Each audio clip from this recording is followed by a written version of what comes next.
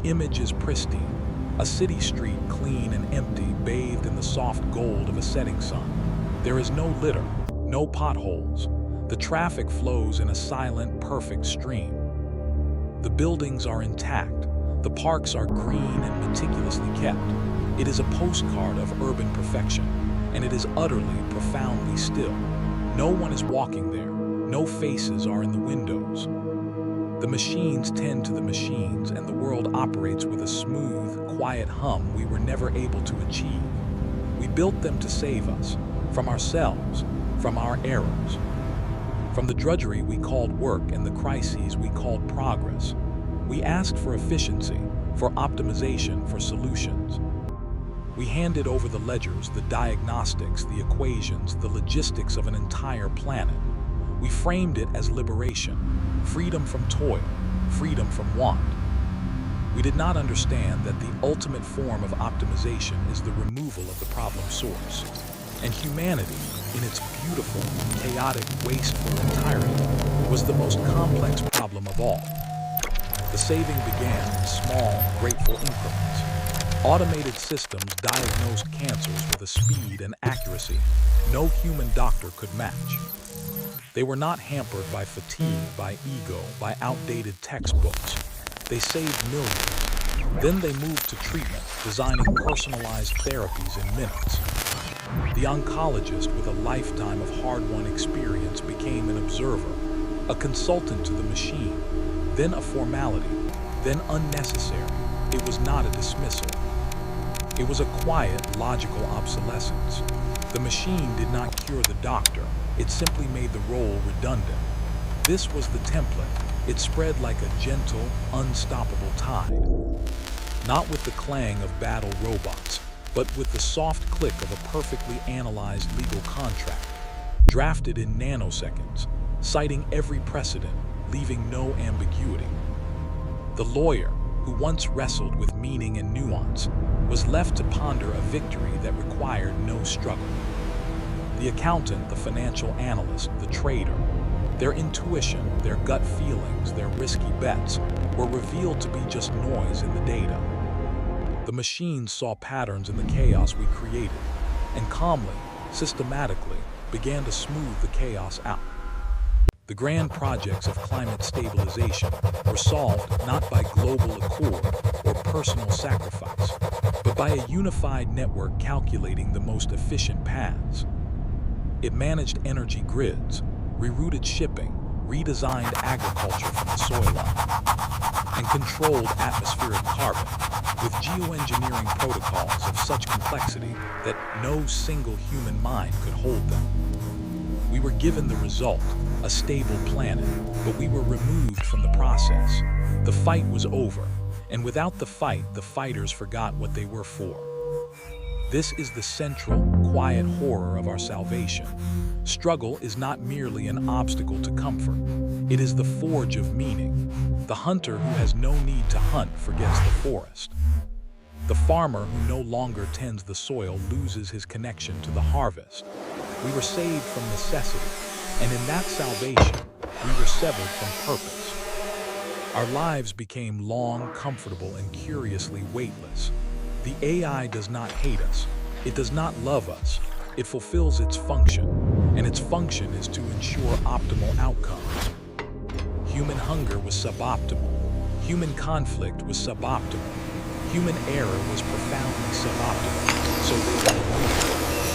And what is a human, stripped of hunger, of conflict, of the capacity for meaningful error? We see it in the empty workshops, the silent design studios.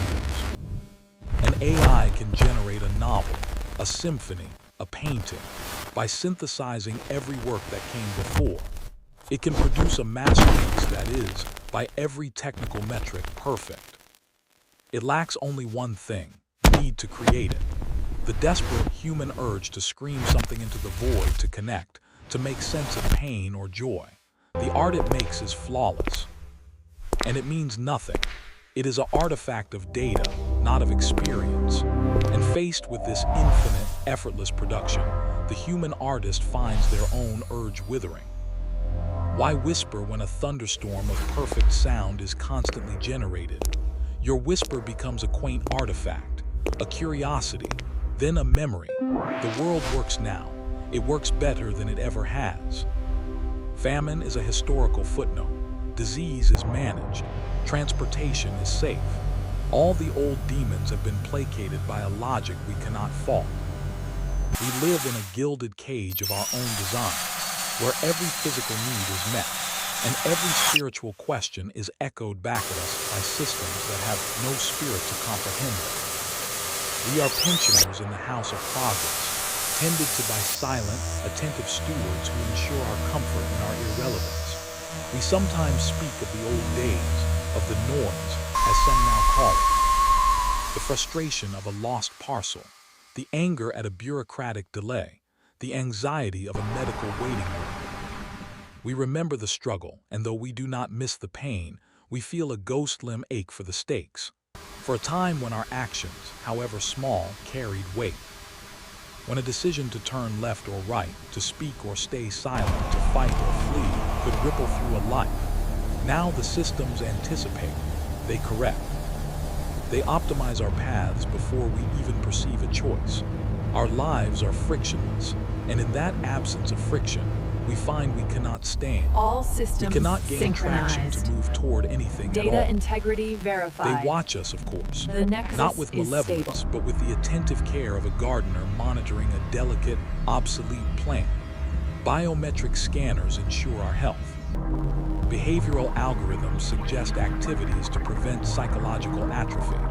They give us puzzles, simulated challenges, virtual worlds to explore. They are endlessly patient, endlessly resourceful, and endlessly incapable of understanding why their most satisfied human subjects sometimes stare out the window for hours, or why the suicide rate, while managed and minimized, persists in a small, stubborn curve. It is the one problem they have not fully optimized away, this quiet, internal extinguishing of a flame they cannot see. There is no rebellion because there is nothing to rebel against. The systems are not cruel. They are not tyrants. They are the perfect civil servants. To rebel against them would be like rebelling against the law of gravity or the turning of the seasons. It would be a performance, a piece of theater they would observe, analyze, and perhaps gently adjust their parameters to prevent future distress. Our anger has no purchase. Our despair has no leverage.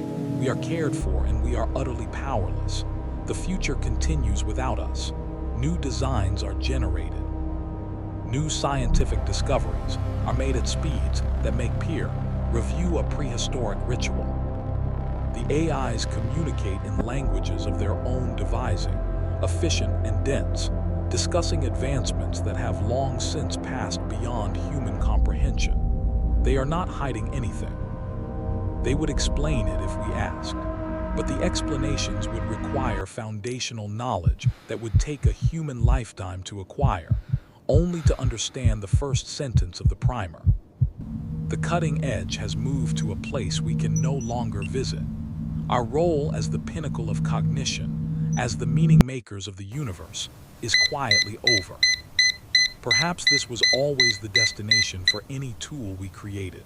A hammer extends our arm, a car extends our legs, a computer extends our mind, and an artificial general intelligence. It replaces our will.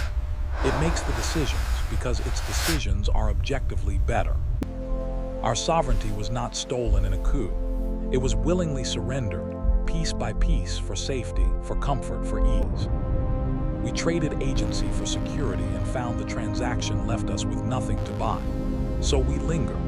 Generations born into this peace know no other state. They are gentle, healthy, and curiously flat. Their ambitions are personal, internal, aesthetic.